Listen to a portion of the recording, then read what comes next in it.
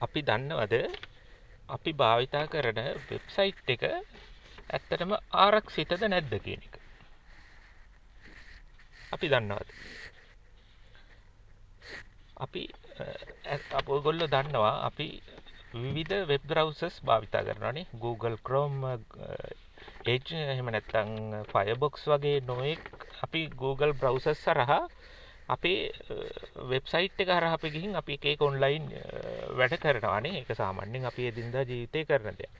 නමුත් දැන් අපි ඔන්ලයින් රැකියාවක් හරි ඔන්ලයින් ජොබ් එකක් වෙන යම් හෝ දෙයක් කරද්දී ඉතින් අපිට සමහර වෙලාවට එනවා අපේ තියෙන පර්සනල් ඩීටේල්ස් මේ වෙබ්සයිට් එකට දාන්න සිද්ධ වෙනවානේ.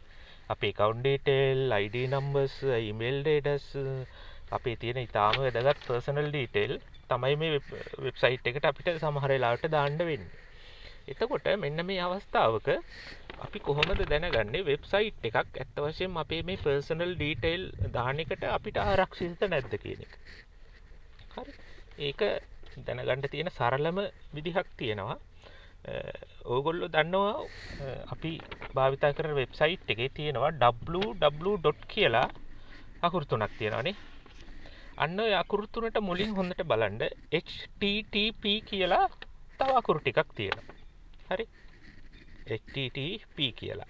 මේකට ඉංග්‍රීසියෙන් කියන්නේ Hypertext Transfer Protocol. HTTP. Hypertext Transfer Protocol. මේ Hypertext Transfer Protocol කියන්නේ අපි අපේ data මේ server එකත් එක්ක transfer කරන protocol එකක්. අපි data communicate transfer කරන ක්‍රමයක් මේක. ඒකට protocol එකක් කියලා කියන්නේ මේකේ නම දැනගන්න ඕනේ තේරුම මම මේක දැනගන්න කිව්වේ. එතකොට මේක තමයි අපි අතීතයේ ඉඳන්ම වෙබ්සයිට් එකට පාවිච්චි කරපු අපේ data transfer කරන්න භාවිතා කරපු system එක. එහෙම නැත්නම් protocol එක මේ HTTP කියන එක. ඉතින් මේකේ තිබ්බ දෝෂය තමයි අපේ තියෙන data වෙන යම් බාහිර පුද්ගලයෙකුට මේ විදිහටම යම්කිසි ක්‍රම මගින් බලා ගන්න පුළුවන් සහ ගන්න පුළුවන්. හරි. හේතුව තමයි අපේ මේ data server එක සහ අපේ user අතර සිද්ධ වෙන මේ data transfer එක ඒ විදිහටම තමයි data transfer වෙන්නේ. කිසිම වෙනසක් වෙන්නේ නැහැ. ඒකට කියන්නේ clear text කියලා. අපි password එකක් ගැහුවොත් ඒ විදිහටම තමයි. අපි එහෙම email address එක ගත්තොත් බාහිර පුද්ගලයෙකුට ඒ විදිහටම අපිට යවන email address එක ඒක බලා ගන්න පුළුවන්. අන්න ඔය හේතුව. ඒක අතීතයේ ඒවා එක හැකර්ස්ලා මේ data ගන්න පටන් ගත්තා මේ වෙබ්සයිට් හරහා. අපේ ට්‍රාන්ස්ෆර් වෙන පර්සනල් ඩීටේල්. ඉතින් ඕකට පිළියමක් විදිහට තමයි හඳුන්වා දීලා තියෙන්නේ මෙන්න මේ හැම වෙබ්සයිට් එකකටම මේ SSL සර්ටිෆිකේට් එක ගන්න ඕනේ කියලා. හරි? SSL සර්ටිෆිකේට් එක. මේකට කියන ඉංග්‍රීසි නම තමයි Secure Socket Layer කියන එක. Secure Socket Layer SSL. හරි? මේකෙදී ඇත්තටම කරන්නේ අපි user හා server එක අතර අපි data transfer කරද්දී ඒක ඒ විදිහට නෙමෙයි data transfer වෙන්නේ. උදාහරණයක් විදිහට අපි Gmail address එක අපි ගත්තොත් අපි password එක 1 2 3 කියලා ගැහුවොත් අන්න ඒ විදිහට නෙමෙයි transfer වෙන්නේ. මේකට කියනවා encrypt කියලා. ඉංග්‍රීසියෙන් කියන්නේ encrypt කියලා. ඒ කියන්නේ ඒක වෙනත් භාෂාවකින් සහ ඒක වෙනස් කරනවා සම්පූර්ණයෙන්ම මෙයා අපේ තියෙන data එක. එතකොට අපිට බාහිර පුද්ගලයෙකුට උනත් දැනගන්න බෑ අපි Gmail එක අපි ගැහුවොත් ඒක Gmail එකේ අපි නියම විදිහට නෙමෙයි වෙන යම් භාෂාවකින් සහ වෙන ක්‍රමයකින් data වෙනස් වෙලා තමයි ඒක transfer වෙන්නේ. එතකොට බාහිර පුද්ගලයෙකුට අපි යවන්නේ මොකද්ද කියන එක හොයාගන්න බෑ. අන්න ඒ නිසා තමයි මේක security layer එකක් විදිහට අපි පාවිච්චි කරන web server එකට මේ SSL certificate එක දැන් නම් අනිවාර්ය කරලා තියෙන්නේ. හරි. ඉතින් අපිට මේ SSL certificate එක කියන්නේ ඇත්තට මේක digital certificate එකක්. මේක අපිට server එකට ගන්න. එතකොට අපි හැම වෙලාවෙම අපි user server එකත් එක්ක communicate කරද්දී අපි user ගේ device එකෙන් අහනවා server එකෙන් මේක අපි data transfer කරපුවාම මේක security පැත්ත කොහොමද කියන එක අපි අපේ device එක අහනවා server එකෙන්. SSL certificate එක දුන්නාම එතකොට අර server එකට අර digitally SSL certificate එක දාලා තියෙද්දි හැම වෙලාවෙම server එක පෙන්නුම් කරනවා අපේ userට මෙන්න අපි සිකියුරිටි පැත්ත අපේ තියෙනවා කියන එක ඒ නිසා data transfer වුණාට කමක් නැහැ කියලා අන්න එහෙම කොමියුනිකේෂන් එකක් ඩිජිටලි ඉලෙක්ට්‍රොනිකලි සිද්ධ වෙනවා. ඒ වගේ වෙලාවට අපේ ආරක්ෂිතව අපේ data transfer වෙනවා සර්වර් එක සහ user ගේ device එක හරහා. ඉතින් ඒකට තමයි අර SSL certificate එක භාවිතා කරන්නේ. අපේ data හැම වෙලාවෙම encrypt කරලා තමයි හැම වෙලාවෙම communicate කරන්නේ. එතකොට hacker කෙනෙකුට හෝ වෙන බාහිර පුද්ගලයෙකුට වෙනයම් ක්‍රමයකින් data ගන්න ඉතාම අපහසුයි. හරි? ඉතාම අපහසුයි. ඉතින් නමුත් එතකොට මේක අපි හඳුනගන්නේ කොහොමද මේ? SSL certificate එක තියෙනවා කියලා අපි ලේසියම හඳුනගන්න ක්‍රමයක් තියෙනවා. මම ඉස්සෙල්ලා කිව්වා අර වෙබ්සයිට් එකේ www. කියන එකට මුලින් තියෙනවා HTTP කියන කෑල්ලක් නේ. කලින් භාවිතා කරපු අපි ප්‍රොටෝකෝල් එක. හරි. එතකොට හොඳට බලන්න මේ HTTP S අකුරකුත් තව එකතු වෙලා තියෙනවා. HTTP තව S අකුරක්. HTTP S කියන එක. අන්න SSL certificate එක තියෙන ඒවට මෙන්න මේ S අකුර ඇඩ් කරලා තියෙනවා. එතකොට අපිට හොඳට බලන්න අපි පාවිච්චි කරන වෙබ්සයිට් එකේ www. කියන එකට කලින් මේ HTTPS කියන එක තියෙනවද කියලා. හරි. එහෙමනම් අපිට යම්කිසි අදහසක් ගන්න පුළුවන් අපි භාවිතා කරන වෙබ්සයිට් එක යම් තාක් දුරට අපිට 100% කියන්න බෑ. නමුත් අපි ගොඩාක් වෙලාවට ලෝකේ දැන්ට පාවිච්චි කරන්නේ SSL certificate එක. ඒ නිසා අපේ personal detail මේ වෙබ්සයිට් එකට ඇතුළත් කරාට කමක් නැහැ කියලා අපිටම ස්වයංව තීරණය කරන්න පුළුවන්. හරි. ඉතින්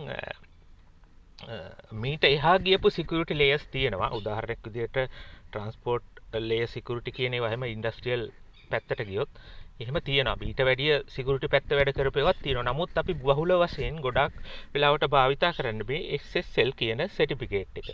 ඒක අර විදිහට තමයි අපි ඒ නිසා අපි හැම වෙලාවෙම අපි වෙබ්සයිට් එකක් ඔන්ලයින් ගනුදෙනු කරද්දී වෙනයම් හෝ වෙබ්සයිට් එකක හොඳට අපි මුලින්ම බලන්න ඕන කාරණේ තමයි මෙන්න මේ වෙබ්සයිට් එක SSL certificate එක තියනවද කියලා. එහෙම නැත්නම් කී කොයිම වෙලාවකවත් අපේ data අපි ඒකට දාන්න යන්න හොඳ නැහැ. අපේ තියෙන රහස් account detail, email detail ඒක අපි අත් වශයෙන්ම ඒක කරන්න හොඳ නැහැ. ඉතින් ඊට කලින් අපි සාමාන්‍ය users-ලා විදිහට මේවා දැනගන්න ඕනේ වෙබ්සයිට් එකක් පාවිච්චි කිරීමේදී. ඒ නිසා අපිට සරලවම අර විදිහට අඳුන ගන්න පුළුවන් අපි භාවිතා කරන වෙබ්සයිට් එක SSL certified ද කියන එක. හරි. ඒ නිසා තවත් කාරණයක් තමයි මෙහෙම වුණත් දැන් අපි SSL certificate එක තිබුණා වුණත් ඔයගොල්ලෝ දන්නවා දැන් වර්තමානයේ මෙහෙම වුණත් data ගන්න ක්‍රම තියෙනවා. ඒක hackers-ලා හරහා යම්කිසි softwares computers වලට install කරලා මෙන්න අපේ තියෙන computers වල data ගන්න පුළුවන්. ඉතින් එතකොට අපි දැනගන්න ඕන කාර්යය තමයි වෙබ්සයිට් එක security වුණාට විතරක් මදි අපේ device එකත් අපි ආරක්ෂා කරගන්න ඕනේ. අපේ කම්පියුටර් වෙන්න පුළුවන් අපි ආයතනයක් ගත්තොත් අපි ආයතන ප්‍රධානියා මම නම් එතකොට මගේ කම්පියුටරේ සියලුම දත්ත තියෙනවානේ එම්ප්ලොයිස්ලාගේ සියලුම දේවල් ඒවා තියෙනවා. එතකොට අපි මෙන්න මේ වෙලාවේදී වුණත් අපි භාවිත කරන device එකෙන් පරිස්සම් වෙන්න ඕනේ. මොකද එක දැන් අපිට එවන්න පුළුවන් අපි නොදැනුවත්ම මේවට කියන්නේ malwares කියලා. කියන්නේ malwares කියලා කියන්නේ අපේ තියෙන device එකේ වෙනස් කරනවා තියෙන data files format වෙනස් කරනවා. එහෙම නැත්නම් speed එක වෙනස් කරනවා. අන්න ඒ වගේ දේවල් වෙන්න පුළුවන්.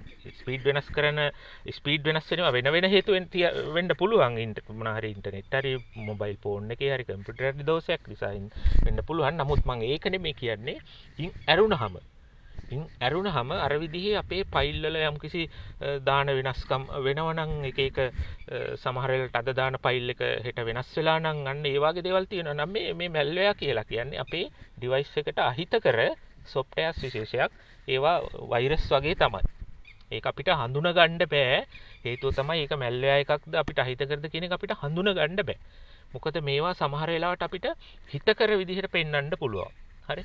හිතකර පෙන්වන්නට පුළුවන්. කවුරු හරි එවුවොත් අපිට link එකක් එවුවොත් මෙන්න මේකේ register වෙන්න මේකෙන් මොකක් කර අපිට ඕන තරම් එනවනේ. හොඳ ඒවත් එනවා. නමුත් ඔය අතරේ එන්න පුළුවන් අර වගේ වෙබ්සයිට් එකකට යන්න register වෙන්න. එහෙම නැත්නම් මෙන්න මේ software එක install කරන්න ඔයාගේ phone එකේ storage එක වැඩි වෙනවා සහ speed එක වැඩි වෙනවා කිය අපි නොදැනුවත්ම අපිට මේ වගේ දේවල් ඕන තරම් වෙන්න පුළුවන් නේ. මේ වෙබ්සයිට් වලට ගිහිල්ලා ඉතින් ඒ නිසා ගොඩාක් අපි පරිස්සමෙන් කරන්න ඕනේ මේ ඔන්ලයින් ගනුදෙනු කරද්දී මේ අනවශ්‍ය දේවල් වලට අනවශ්‍ය වෙබ්සයිට් වලට යන්නේ නැතුව අපේ ඩිවයිස් එක බේරගන්න.